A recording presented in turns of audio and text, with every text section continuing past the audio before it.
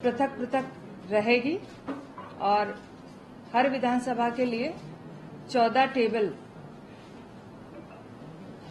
निर्धारित रहेंगे। राज्य में ऐसी 6 विधानसभाएं हैं जहां पर 14 की जगह जो है 21 टेबल पर गणना कार्यक्रम स्वीकृत किया गया है। इन 6 विधानसभाओं में कवर्धा, सागर, बिलाईगढ़, कसडोल और भरतपुर सोनत सम्मिलित है। प्रत्येक मतगणना हॉल में अभ्यर्थियों और गणना एजेंटों तथा रिटर्निंग अफसर और सभी शासकीय कर्मचारियों के लिए पृथक पृथक प्रवेश द्वार रहेंगे।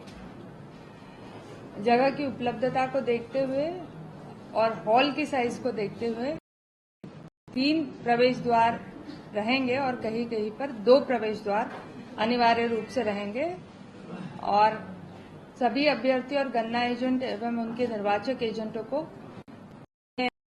युक्त पहचान पत्र जारी किया है। सभी से अनुरोध है कि ये परिचय पत्र लेकर ही प्रातः 7 बजे तक मतगणना परिसर में प्रवेश कर ले ताकि किसी को भी असुविधा न हो।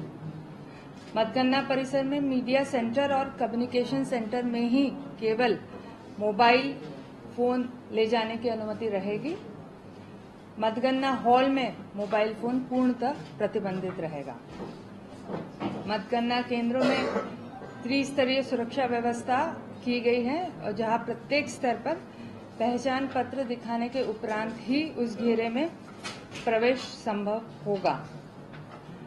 मतगणना केंद्रों के पहले और सबसे बाहरी प्रवेश द्वार पर जिला पुलिस बल की तैनाती की गई है, जहां से 100 मीटर का जो है पैदल यात्री क्षेत्र रहेगा। मतगणना परिसर में प्रवेश के लिए एक प्रवेश द्वार की विधिवत बैरिकेडिंग, उसके बाद जो है पैदल यात्री क्षेत्र में प्रवेश की अनुमति नहीं रहेगी। सभी की पहचान और जांच के उपरांत ही जो है वो प्रवेश की अनुमति रहेगी, जिसके लिए एक वरिष्ठ मैजिस्ट्रेट की भी ड्यूटी लगाई गई है और द्वितीय घेरे में जो है वो राज्य सशस्त्र बल की तैनाती की गई है और इस द्वितीय घेरे के अंदर ही जो मीडिया सेंटर है और कम्युनिकेशन सेंटर है उसकी स्थापना की गई है।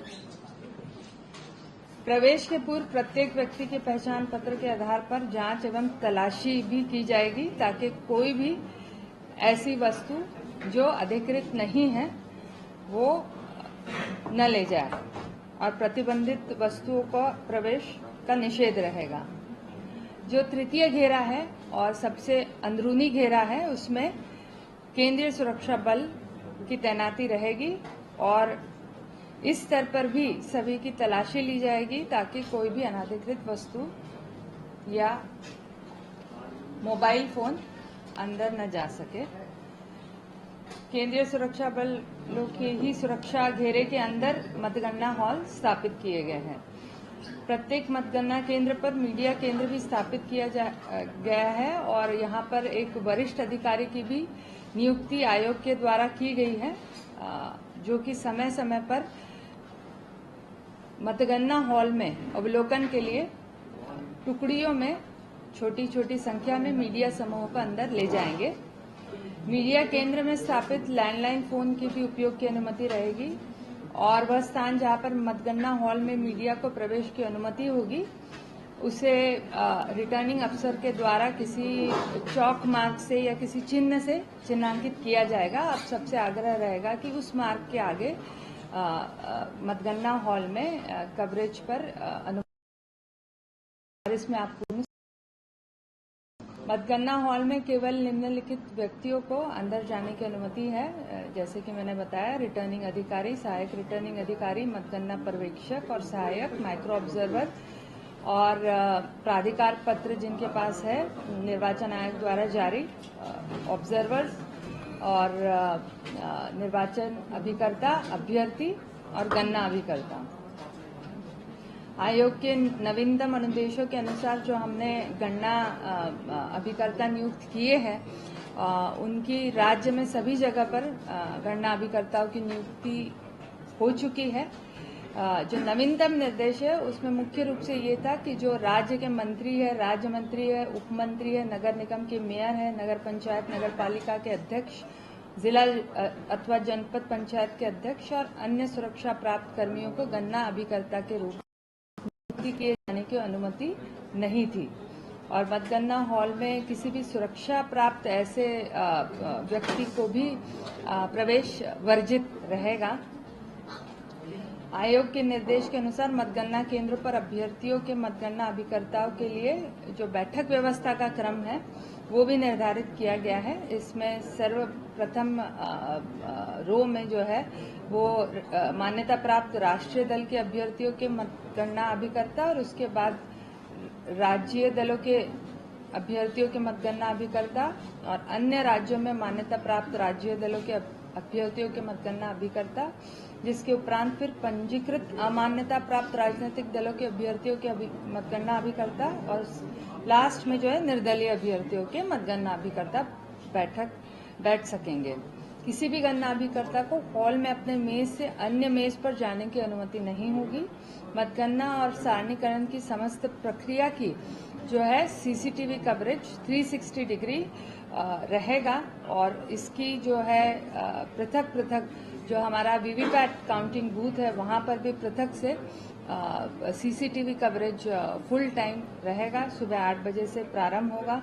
मतगणना हॉल में किसी भी प्रकार के इलेक्ट्रॉनिक उपकरण प्रतिबंधित रहेगा। किसी भी प्रकार का इलेक्ट्रॉनिक उपकरण प्रतिबंधित रहेगा और प्रत्येक गणना अभिकर्ता मतगणना के दिन अभ्यर्थी को के मतदान अभिकर्ता के रूप में जो है वो उनको प्रारूप 17C के भाग 1 को अंदर ले जाने की अनुमति रहेगी। इसके अलावा भी हमने एक सूची जारी की है जो कि गणना अभिकर्ता अंदर ले जा सकते हैं। इसमें मुख्य रूप से कोरा कागज, मतपत्र लेखा, रिटर्निंग ऑफिसर द्वारा प्रदाय गए ईवीएम वीवीपैट की सूची, प्लास्टिक पेन और पेंसिल शामिल है। जो पूर्ण प्रतिबंधित रहेगी पूर्णतः वो mobile phone, iPad, laptop, smart watch, camera, अन्य इलेक्ट्रॉनिक उपकरण, बीड़ी, सिगरेट अथवा गुटखा।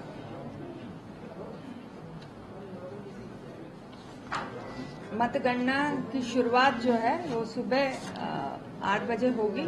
प्रातः 7 बजे जो है स्ट्रांग रूम सभी अभ्यर्थियों अथवा उनके अधिकृत अभिकर्ता की उपस्थिति में खोले जाएंगे और उसके पश्चात जो है वो प्रातः 8 बजे से सबसे पहले जो है पोस्टल बैलेट की गणना होगी और उसके बाद में 30 मिनट बाद जो है वो 8:30 बजे से सभी ईवीएम्स की गणना प्रारंभ होगी। मतदान की गोपनीयता बनाए रखने के लिए लोक प्रतिनिधित्व नियम 1951 की धारा 128 के प्रावधानों के तहत रिटर्निंग अफसर सभी को ये पढ़कर सुनाएंगे कि गोपनीयता अपनी बनाए रखें। मतगणना समस्त विधानसभा आरंभ होगी और मतगणना हॉल में मतगणना के दौरान अनुशासन और गरिमा बनाए रखे। आप सभी से आग्रह रहेगा कि रिटर्निंग अफसर किसी भी जो उनके निर्देशों का उल्लंघन करता है उसे मतगणना हॉल से बाहर भेज सकता है।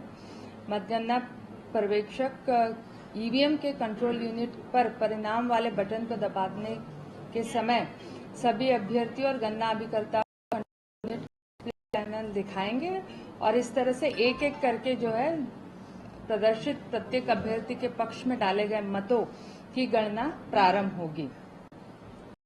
अभिकर्ता को प्रारूप 17C का भाग 2 मतगणना के प्रत्येक चरण में दिया जाएगा और इसकी पावती ली जाएगी और मतगणना के सभी जो राउंड्स है उसका परिणाम की घोषणा जो है वो समय समय पर रिटर्निंग अधिकारी के द्वारा की जाएगी और इसके लिए विशेष रूप से मीडिया सेंटर पर भी एक कॉपी जो है उपलब्ध करा दी जाएगी और वहां पर भी अनाउंसमेंट कर दिया जाएगा।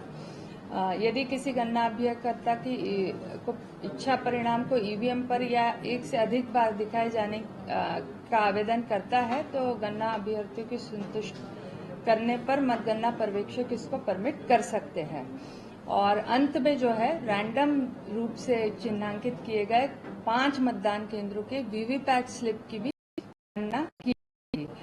इसके अलावा ऐसे ईवीएम्स जिनमें कंट्रोल यूनिट डिस्प्ले नहीं कर पाता है रिजल्ट को, उनमें भी जो है वीवीपैट स्लिप्स की गिनती से जो है गणना की जाएगी। रिटर्निंग अधिकारी विधानसभा क्षेत्र के सभी मतदान केंद्रों की मतगणना उपरांत प्रेक्षक की अनुमति के उपरांत परिणामों की विवरणी तैयार करेंगे और अंत में जो है वो परिणाम की घोषणा कर निर्वाचन प्रमाण पत्र प्रदान करेंगे। तो इस तरह ये पूरे काउंटिंग की व्यवस्था कल के लिए रहेगी और कल के लिए जो है इसी तरह से जो अंतिम परिणाम की घोषणा है उसका कार्यक्रम रहेगा। यदि आपके कोई सवाल हो तो पूछ सकते हैं। मैडम,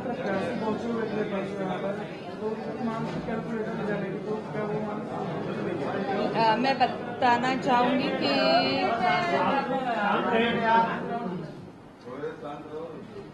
बताना चाहूंगी कि सभी जिला निर्वाचन अधिकारियों को ये निर्देश दिया गया है, क्योंकि भारत निर्वाचन आयोग के निर्देश है कि कैलकुलेटर अथवा कोई भी इलेक्ट्रॉनिक गैजेट अंदर नहीं लिया जाएगा, तो जिला निर्वाचन कार्यालय के द्वारा प्रत्येक अभ्यर्थी को जो है वो एक अभ्यर्थी को और एक उनके अभिकर्ता को ऐसे एक एनालॉग कैलकुलेटर उपलब्ध कराया जाएगा आयोग के द्वारा।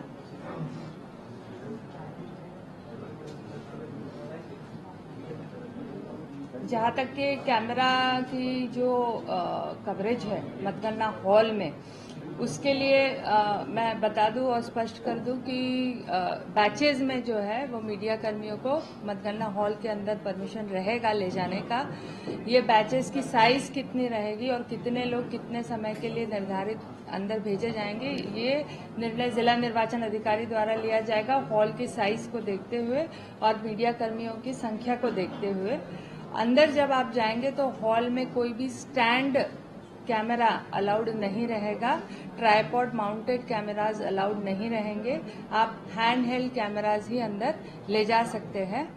मतगणना हॉल में चौक से मार्किंग यदि की गई है और ये निश्चित किया गया है रिटर्निंग अधिकारी के द्वारा कि इस दूरी तक ही कवरेज किया जाए, तो उस दूरी तक ही कृपया आप कवरेज करें और जो मतदान की गोपनीयता है उसको पूर्ण रूप से मेंटेन करें। कहीं पर भी पोस्टल बैलेट्स की गणना में या ईवीएम्स की जो गणना हो रही है वहां पर कवरेज करते समय ये गोपनीयता भंग न हो, इसका आप ध्यान रखेंगे।